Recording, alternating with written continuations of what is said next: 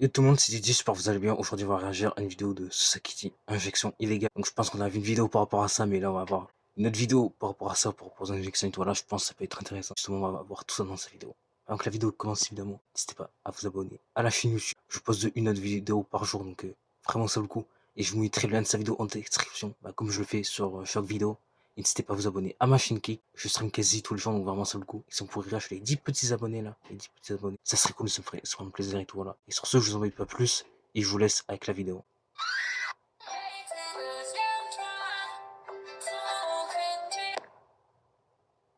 Attendez, déjà, il y a un truc qui me perturbe. Attendez. Ouais, l'autre, là, on voit un peu. Elle aurait dû flouter. Wesh. Wesh, inquiétant, mais.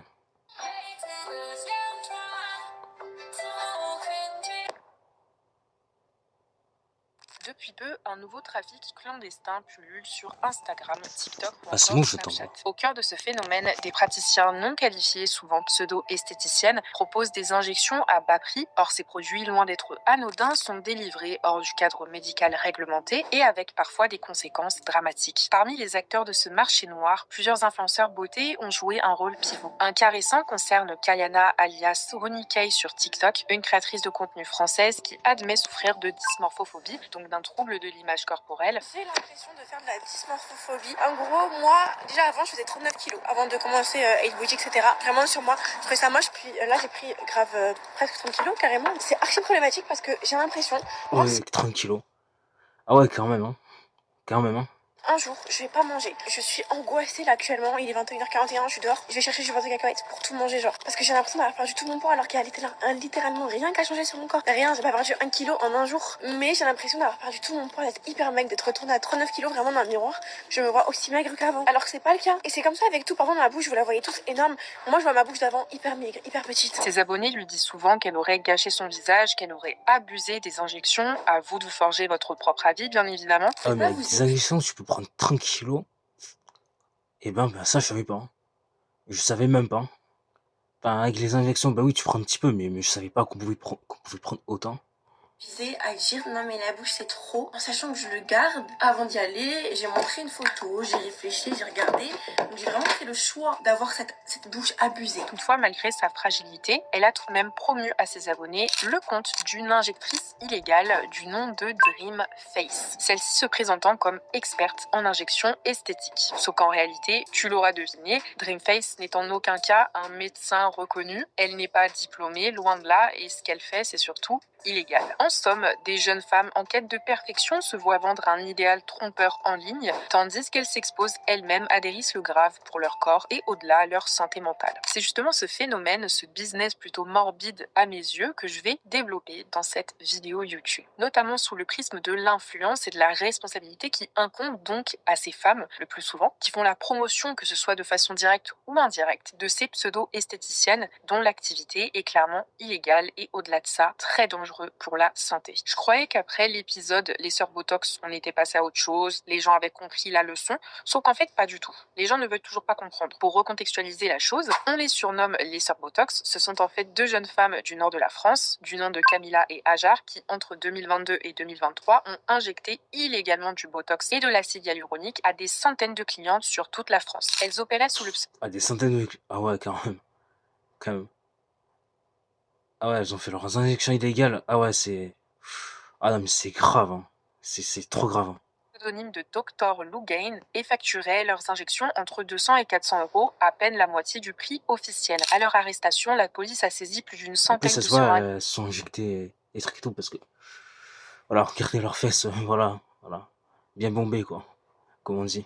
Fioles, certaines périmées, étiquetées en provenance de Corée ou de Russie contenant un taux de bactéries supérieur aux normes autorisées. Certaines de leurs clientes ont eu des dommages terribles, comme des inflammations aiguës, des nécroses cutanées ou encore des ulcères purulents. En exposant des patientes à du matériel souillé et à des produits non homologués, ces sœurs Botox ont laissé des séquelles irréversibles chez certaines d'entre elles. Mais c'est loin d'être un cas unique. Comme le note BFM TV sur Instagram et TikTok, des dizaines de comptes proposent des injections miracles hors cadre médical. Il suffit de taper injection dans la barre de recherche pour tomber sur des centaines de photos avant-après et contacts d'esthéticiennes clandestines qui affichent des tarifs défiant toute concurrence. Mais en quoi consiste une injection illégale et surtout pourquoi on trouve si facilement tous ces comptes sur les réseaux sociaux? Par définition, une injection esthétique illégale est une injection réalisée par une personne non autorisée en dehors du cadre médical réglementé. Les produits injectés, donc la toxine botulique Botox ou encore gel d'acide hyaluronique, étant à la base réservés aux médecins spécialistes de la chirurgie ou de la médecine esthétique. Or, on observe que de plus en plus d'individus sans formation médicale tels que des esthéticiennes coiffeuses proposent ces soins sur les réseaux sociaux. Ils attirent souvent la clientèle avec des tarifs bas, comme je l'ai dit précédemment, avec des tarifs défiant toute la concurrence, donc des fois allant de 100 à 200 euros, contre plus de 300-400 euros chez des médecins reconnus. Sauf qu'en pratique, ces pseudo-professionnels de la santé qui n'ont littéralement aucun bagage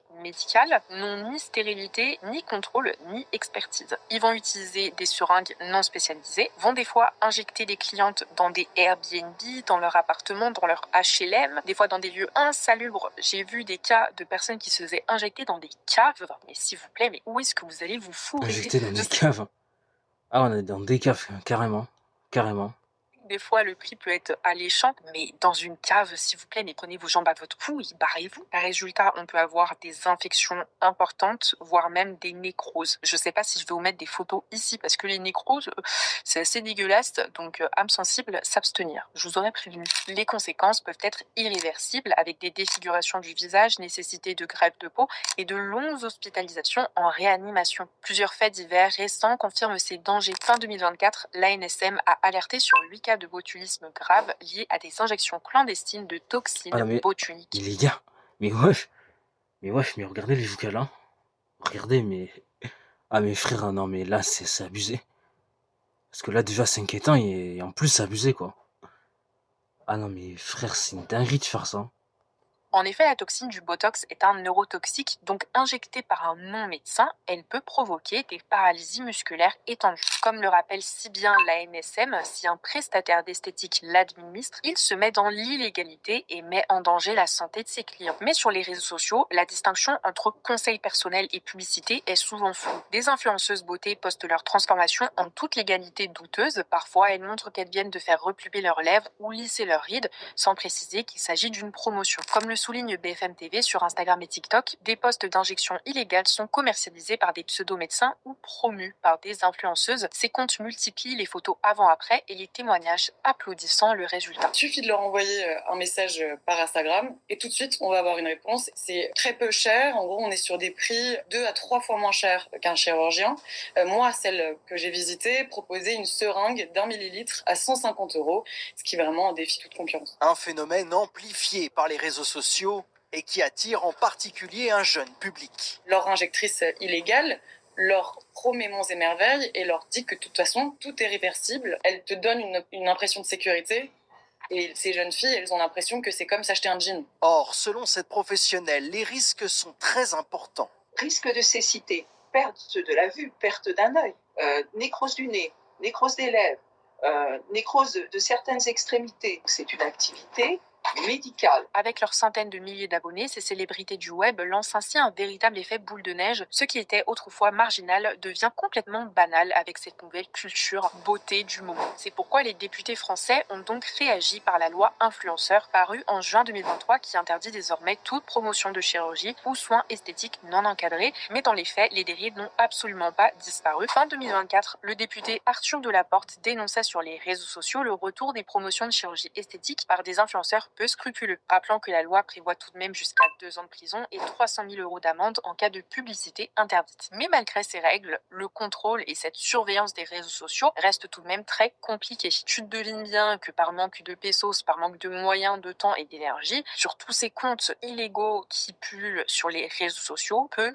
de personnes vont être véritablement condamnées et c'est bien dommage. En attendant une meilleure application de la loi, de nombreux influenceurs continuent à masquer leur collaboration publicitaire et notamment à faire la promotion de choses complètement illégales, y compris les injections, et à faire la promotion de soins risqués sans avertissement. Je vais vous parler d'une fille qui m'a fait péter de rire. Ok, je suis tombée par pur hasard sur une publication de cette femme du nom d'Anastasia qui a 32 ans et qui affiche fièrement son physique plus que original. très original. Franchement, super original. J'ai jamais vu quelqu'un avec ce physique auparavant. Je tenais à vous le partager pour savoir qu'est-ce que vous en pensez. Est-ce que je suis folle? Est-ce que je suis aigrie pour rien? À titre de Ah non, mais t'es backstory, pas folle, hein, t'es pas folle, parce que... Mais moi, c'est la première fois, frère, je vois un truc comme ça. C'est abusé. faut savoir qu'Anastasia a commencé à s'injecter elle-même le visage. Je vais vous dire, ça se voit, ça se voit que c'est pas fait par un professionnel. Elle a Elle voulu le s'est faire juste elle-même en plus. Eh ben, documentée elle-même sur internet en suivant des conseils de médecins et en suivant des tutoriels sur YouTube. Elle a abouti à ce résultat qui oh est putain, mais ce qu'on a vu, bah purée, elle était plus jolie avant. Hein. Elle était plus jolie avant qu'à se mettre l'injection et tout. Hein. Voilà, je vous le dis. magnifique, on va se le dire, qui est très très très esthétique. On voit vraiment qu'elle a du talent. Anastasia le confirme elle-même en disant qu'elle adore son look, qu'elle estime même être plus proportionnée. Mon nez était trop gros, maintenant j'ai des lèvres et des pommettes. Et ça rend super bien. Au début, j'ai Putain, commencé mais à elle était apprendre super moche comme ça.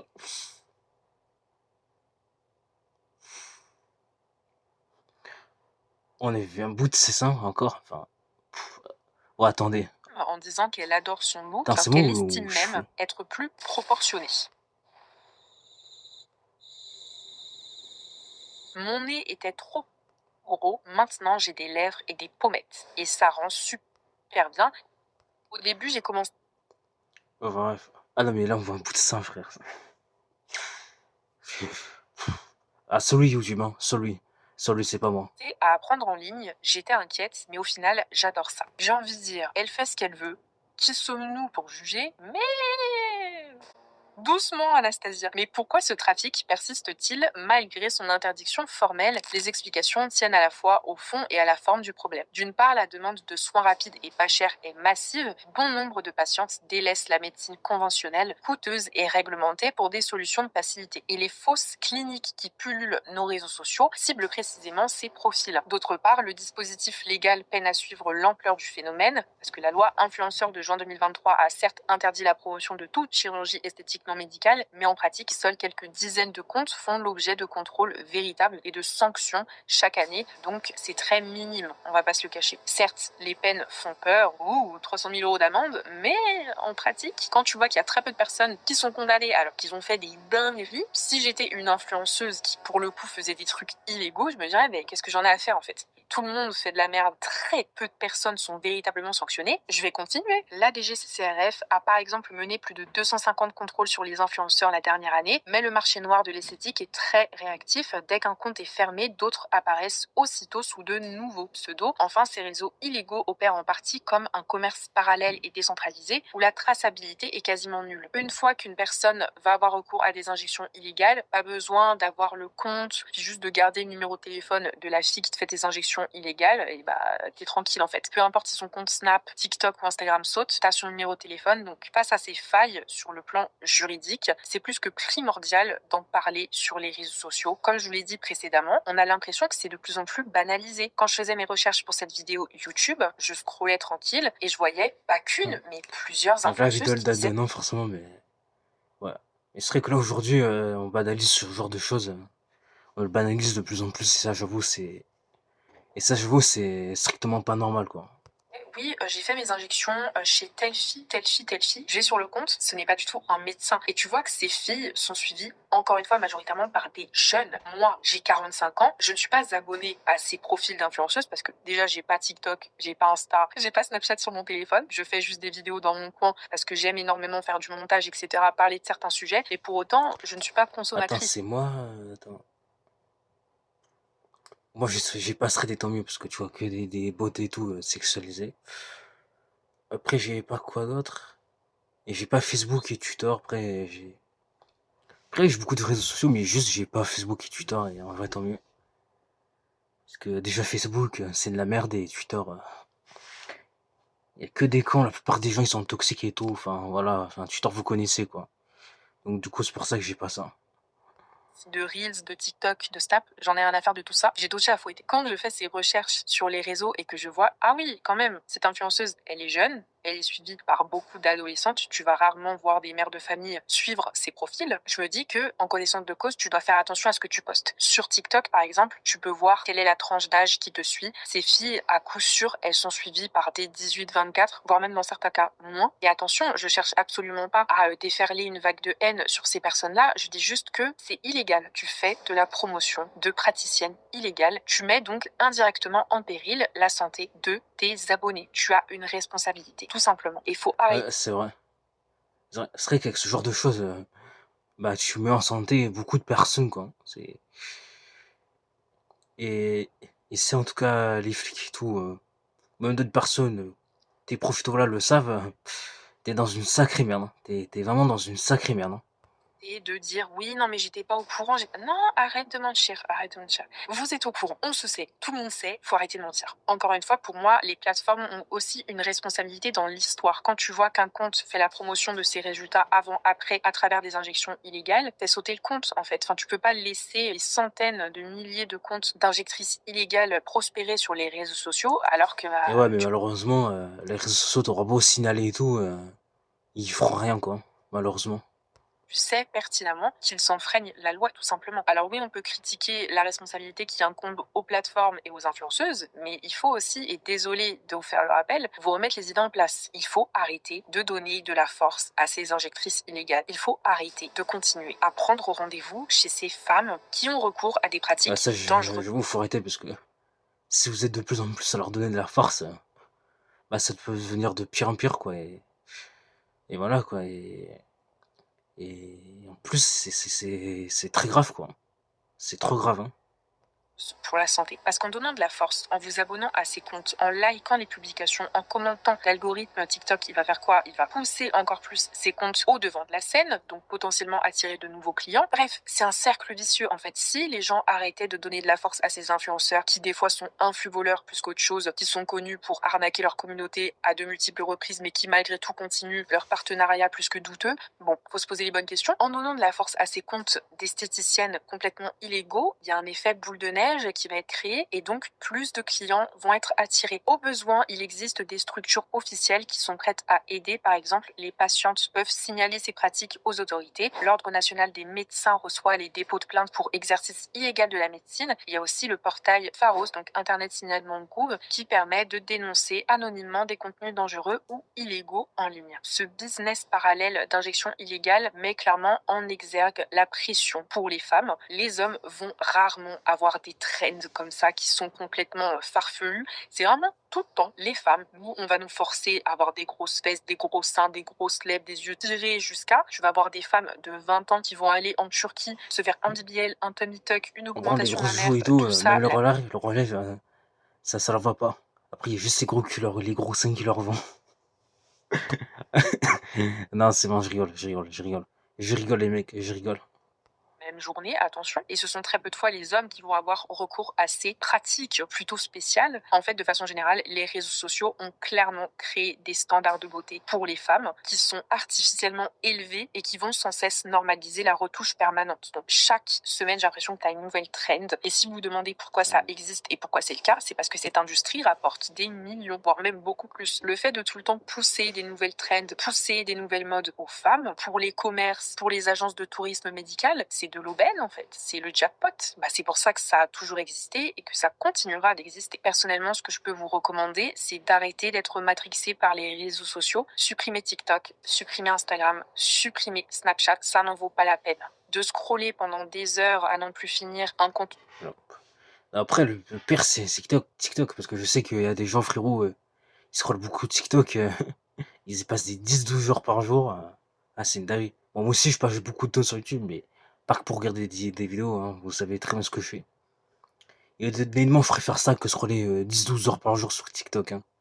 Mais vraiment. Et c'est vrai que ouais, si vous pouvez éviter Instagram, TikTok, tout ça, ça peut être que bien pour vous, ça peut être bien. Juste regarder des vidéos YouTube et c'est bien. Après, moi, je croise pas le TikTok et une Snap. Parce que frérot, quand tu scrolles Snap, les vidéos c'est la merde. Quand tu scrolles TikTok, les vidéos c'est la merde. Quand tu scrolles Instagram, les vidéos elles sont trop bien. Donc, voilà. Donc moi, je scrolle que Insta, dans tous les cas. Et dans tous les cas, Et surtout quand je suis dehors et tout, j'utilise plus Instagram que Snap, TikTok et etc. quoi. Qui est plus abrutissant qu'autre chose, ça ne te servira à rien sur le long C'est vrai. terme. Tu Mais encore finis moi sur Instagram, je tombe sur des bonnes vidéos drôles et tout, voilà, donc ça c'est bien. Bon après ça m'arrive de tomber sur des vidéos abrutissantes, donc voilà. Sinon dans tous les cas j'ai qu'à skip, mais sinon en général je tombe sur de bonnes vidéos, donc en vrai ça va, je me plains pas. Snap, c'est merdique, donc j'évite de scroll. Et TikTok ça peut... Je tombe juste sur des vidéos nuantes qui m'intéressent pas et tout, donc je scroll pas aussi. tes problèmes, tu fuis tes responsabilités dans la vraie vie. Ouvrez un livre, allez toucher de l'herbe, allez au cinéma, allez dehors, tout simplement. En clair, le système d'algorithmes qui valorise les corps parfaits et les transformations radicales crée en fait un cercle vicieux. Plus on regarde de vidéos retouchées, plus on se sent obligé de corriger ses propres imperfections. C'est dans ce contexte que des promesses de solutions instantanées font mouche. Les influenceuses qui affichent corps et visages idéalisés en ligne ont une influence considérable sur les jeunes abonnés, souvent adolescentes ou jeunes adultes. Ces dernières éprouvent un Elle sait qu'il y avait les grosses vidéos là, elle ressemble un peu aussi à Elle Miller. besoin de validation sociale qui peut les pousser à adopter des comportements à risque. En soi, Oh attendez, mais... Voilà, attends, mais elle le fait exprès, frère. Ah, mais là pareil, on voit une partie des seins encore. Wesh, elle fait exprès. En tout cas, celui YouTube, hein, celui YouTube, celui c'est... Voilà, c'est pas moi qui ai mis ces images, hein, vous voyez bien. Celui YouTube, me bannez pas. à risque. En somme, on vous vend du rêve, mais on vous injecte de l'angoisse sur le long terme. Et Chroniquei en est la preuve vivante. Elle-même assume et confie ouvertement à ses abonnés qu'elle souffre de dysmorphophobie. Donc oui, c'est bien beau de dépenser des centaines d'euros chaque mois pour aller se faire des injections, mais si toi-même à la fin tu te demandes putain à quoi je ressemble, quel est l'intérêt au final? Quel est l'intérêt? Ça me rappelle également le cas de Toutatis qui pour le coup a eu recours à de nombreuses reprises à des opérations et qui au final s'était plaint du résultat en disant qu'elle avait ruiné son visage. Quel est l'intérêt d'avoir recours à autant de chirurgie esthétique, autant d'injections, tout ce que vous voulez, pour au final vous détester encore plus? Ça n'a pas de sens. Et attention, je ne suis pas du tout contre la chirurgie esthétique, loin de là. Pour moi, c'est plutôt utile pour certaines personnes qui souffrent véritablement d'un complexe, mais quand tu te fais de la chirurgie esthétique non pas par besoin, mais par pure quête de validation sociale, c'est inutile. Passer sous le bistouri, c'est quand... Ouais, c'est inutile et ça peut vraiment être un problème. Hein. Enfin, dans tous les cas, quand tu le fais par besoin, ça peut aussi être un problème, mais... En vrai, je pense que ça peut l'être encore plus si t'as envie de le faire juste comme ça, quoi. Même quelque chose de coûteux, autant sur le plan financier, pécunier, que sur le plan moral. Hein. Si vous avez des problèmes d'estime de vous-même, si vous avez des problèmes de dysmorphophobie, il faut aller consulter, il faut voir un professionnel de santé et travailler sur ce problème-là plutôt qu'essayer de cacher la misère, entre guillemets, en allant vous refaire le nez pour 100 euros. Et surtout, au-delà de ça, ça ne va C'est vrai, elle a totalement raison. pas du tout guérir votre dysmorphophobie. Au contraire, des fois, dans certains cas, ça va l'augmenter plus qu'autre chose. La vidéo arrive maintenant à sa fin. J'espère qu'elle vous aura plu. On se retrouve très bientôt pour une nouvelle vidéo. Je vous fais d'énormes bisous. En tout cas, bonne vidéo, Sakiti. Bonne vidéo. Ah non, mais ouais, c'est inquiétant ce qui se passe hein, dans ce monde. C'est inquiétant. C'est inquiétant. Inquiétant. En tout cas, très bonne vidéo de Sakiti. Hein. Très bonne vidéo.